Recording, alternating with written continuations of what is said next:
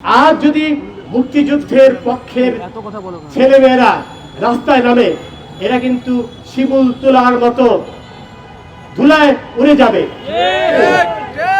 কিন্তু এরা তো শান্তিতে বিশ্বাস করে, এরা আইনের শাসনে বিশ্বাস করে, আইনে বিশ্বাস করে, তাই এরা রাস্তায় নামছে না।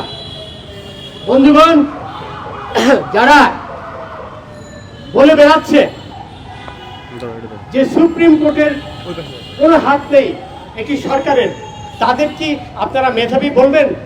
যারা সুপ্রিম কোর্ট এবং সরকারের মধ্যে কি পার্থক্য রয়েছে সেইটুকু জানার মতো যাদের বুদ্ধি নেই, তারা কোনো অবস্থায় তাদেরকে মেধাবী বলা যায় না। এরা আসলে অশিক্ষিত এরা। এবং টেলিভিশনের ছবি দেখলে আমরা দেখতে পাই এরা কারা।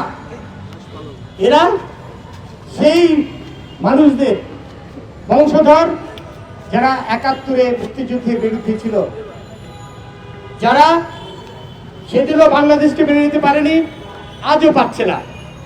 বন্ধুগণ, আমরা দেখতে পাচ্ছি এদের সমর্থন দিচ্ছে এক মহারাজাকারের ছেলে, রাজাকার মির্জা ফখরুল ইসলাম আলমগীর, চকামিয়া রাজাকারের ছেলে। আমরা দেখতে পাচ্ছি আরেক রাজাকার রিজভির ছেলে, যার বাবা ১৯৭১ সালের আগস্ট মাসে মুক্তিযুদ্ধ যখন তুঙ্গে, তখন পাকিস্তান পুলিশ বাহিনীতে যোগ দিয়েছিল। আমরা দেখতে পাচ্ছি চিটাগাংয়ের সেই সব লোক যাদের গোষ্ঠী, যাদের পরিবারের ইতিহাস নিলে দেখতে পাবেন এরা সবাই রাজাকারের পরিবার থেকে এসছে। বন্ধুগণ, এরা বলছে যে তারা সুপ্রিম কোর্টের আদেশ মানে না।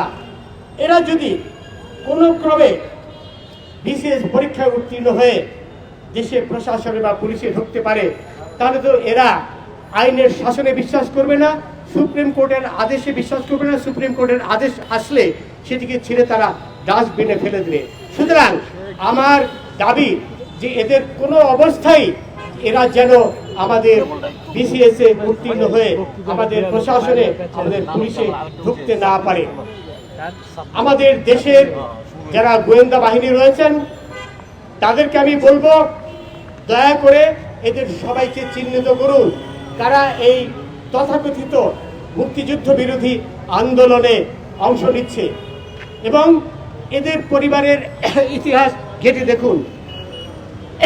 নিশ্চয়ই দেখতে পাবেন যে এরা সেই পরিবারগুলো থেকে এসছে যারা মুক্তিযুদ্ধের বিরোধিতা করেছে।